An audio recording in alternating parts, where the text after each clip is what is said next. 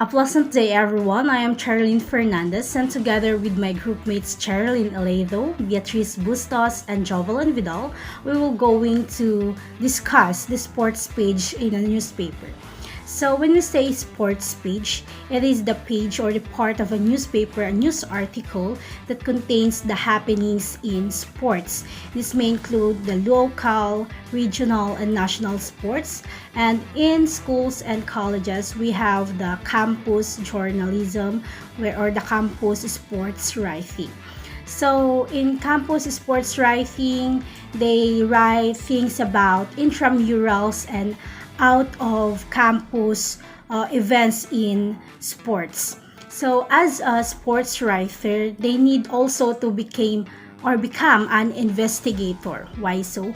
Because they can't solely rely on the things that the coaches, the athletes, and the sports committee are saying or the statements from the sports committee.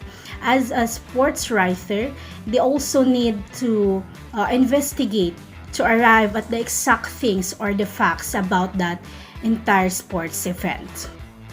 For our discussion about the sports page newspaper, we asked three most known publications in the university, which are the Educators in the College of Education, the Lens, the College of Arts and Social Sciences, and the official publication of the university, the Collegian. And we asked them about the languages that they used in writing a sports article, as well as how they take photos. And to give us the answer of the College of Education's, the educators, we have Miss Cherrylyn Eleydo. Only two languages such as Filipino and English can be applied interchangeably by the educator. The official student publication of the College of Education at Central Luzon State University, as media for writing articles that will be published. This also depends on the writer's own preferences and the instructions given by their higher-ups. Both Filipino and English were utilized, showcasing two distinct styles of sports news, aesthetics, and quality. English is the most widely used language. Their photojournalists do not just take mere photos of the subjects. They apply certain principles in practice, correlating with the specific angles and capturing the major highlights and dramas of the articles or vice versa. This means that photojournalists don't just take simple or random pictures. Instead, they follow specific principles and techniques to ensure their photos align with the story they are covering. In short, photojournalists don't just document events. They craft visual narratives that enhance or even drive the storytelling process.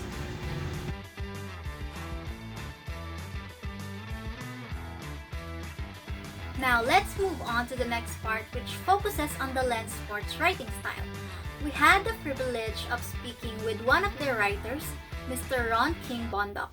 Once again, thank you for your insightful response. The first question was about what type of common languages or words was used in their sports writing. Before he answered the question of what common languages they use in sports writing, he emphasized that there are three types of sports writing. Now, the first one is just in, which provides fresh results right after the game. It means that they do their writing right after the match ends. The second one is happening now, which is written in real time and published while the game is ongoing. This is considered as a rush writing as they need to publish during the game. The third one are hard news, which offers full in-depth coverage of the event where they go into detail or what exactly happened during the entire match. Based on what he said, the editor-in-chief is responsible for giving them specific guidelines for these reports. For just in and happening now, they are required to use English as the medium. However, for hard news, they have the freedom to choose between Filipino and English depending on their comfort level.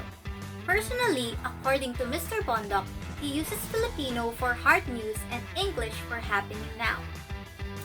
This kind of system allows them to provide timely, accurate, and well-detailed sports news to the audience.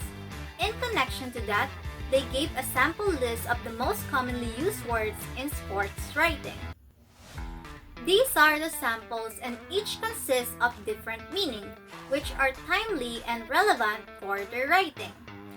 Number 1 is dikit, is used to describe a close or intense match between the two teams or players. Number 2 is umarangkada, means to accelerate or take off, often used when a team or a player gains momentum in a game. 3 is nagpamalas, is used to highlight a remarkable performance by an athlete or team.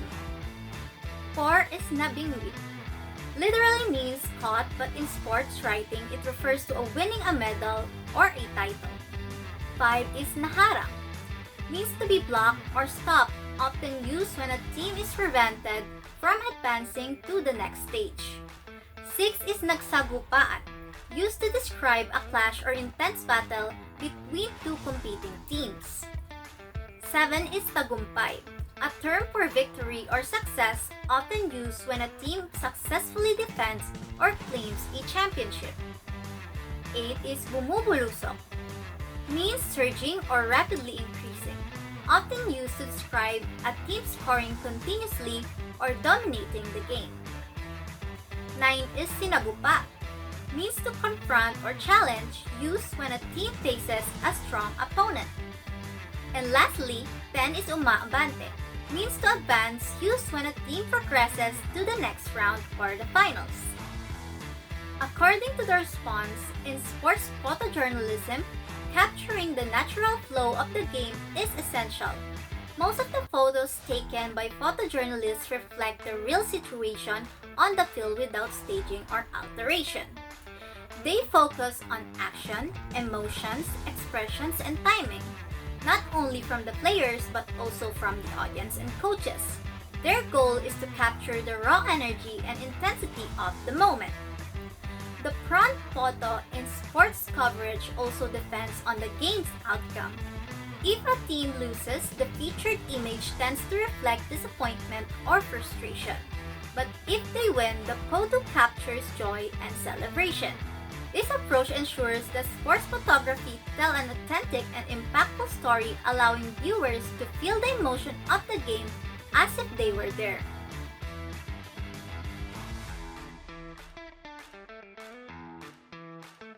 Now moving on to CLSU Collegiate, the official student publication of our university.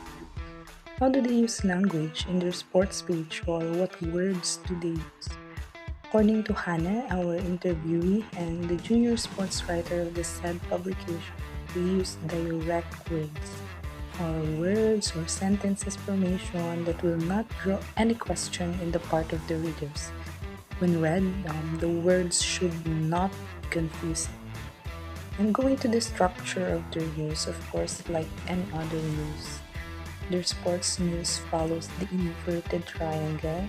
So we know that details with heavy impact should be written first, and the details that are shallow should be written last. This strategy is to ensure that even though the article is cut, the thought is still complete. It is still there. So for the headline, it should be simple and short. So this part should include the participants, players, or the team who won and lost the game. It should be complete as well, but must not contain too much information. And for the lead, they need to use appropriate verbs for specific events. For example, outwit or outwits is used for chess, because you cannot say outscore or slams or kick off, because it is a mind game and not a physical one. It doesn't require physical force or physical strength. So we need to use appropriate verb for that. So there's a tip, according to the junior sports writer of Colette, or some note that needs to be considered. So do not use the same words multiple times in your article. Why? because it will appear boring. You need to have a rich vocabulary, so find synonyms for those words. For example, instead of writing they won or win against, use captures the title, seized the throne, or defended the championship. In that case, it won't be bored anymore. It will attract or it will capture the attention of your readers. And lastly, how do they take photos? In sports, it is not just merely taking photos. There's a need to capture the emotions of the players, and it is always best to take the winning or losing moment of a player or a team, because just by the use of photo, the audience, or I mean the readers, can see the story behind the game even without seeing or even without reading the whole written article yet. Let's take a look at this. Here's an example of CLSU Collegiate's sports page from one of their published newspapers.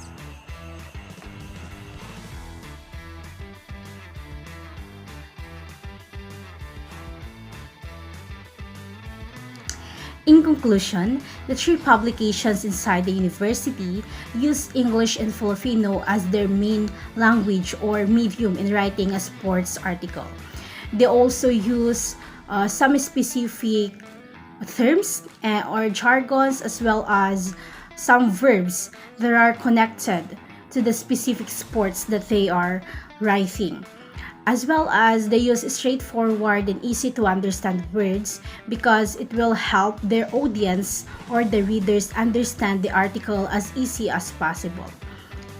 In addition, there are tons of studies which prove that in writing a sport article, they use terms depending on the sports that they are writing about, and it also depends on the area or the place where that specific sports activity took place. While in taking photos in the sports page, the photographers must be mindful of the angle and the timing when and where they will take the photo, because as a photographer, they should know how to capture the real emotions and the facial expressions of the players, as it will reveal the story behind the winning and the losing pace of the entire game.